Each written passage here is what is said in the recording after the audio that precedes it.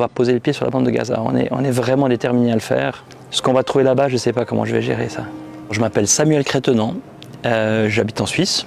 Et là, on est ici dans Sicile et on s'apprête à partir vers la bande de Gaza. C'est un projet qui devient concret, qui a démarré il y a très longtemps en fait par une série de différentes étapes. Mais là, on y est. Moi, j'étais à Gaza 2 fois dans ma vie, en 2005, en 2008. En 2005, c'était la sortie des colons. Il y avait une énergie extraordinaire. Je suis arrivé vraiment le dernier jour de la sortie des derniers colons qui résistaient contre leur propre armée pour partir de la bande de Gaza. Et les gens de Gaza, ils disent voilà, ça y est maintenant, c'est le moment où on va pouvoir vivre. Et juste après ça, ils ont monté un blocus et moi je suis arrivé dans la phase très très dure du blocus. C'est rien comparativement à ce qui se passe maintenant.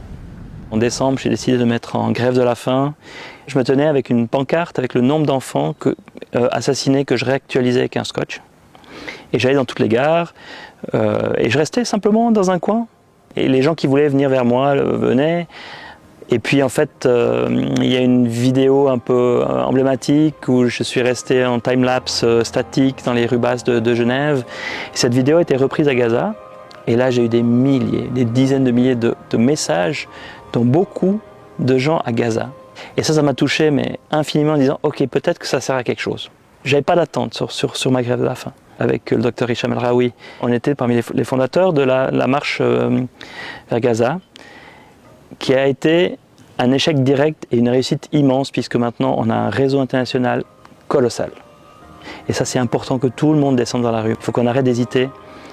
Tous les syndicats doivent sortir, toutes les forces politiques qui sont sensibles à ça doivent sortir, mais tous les citoyens.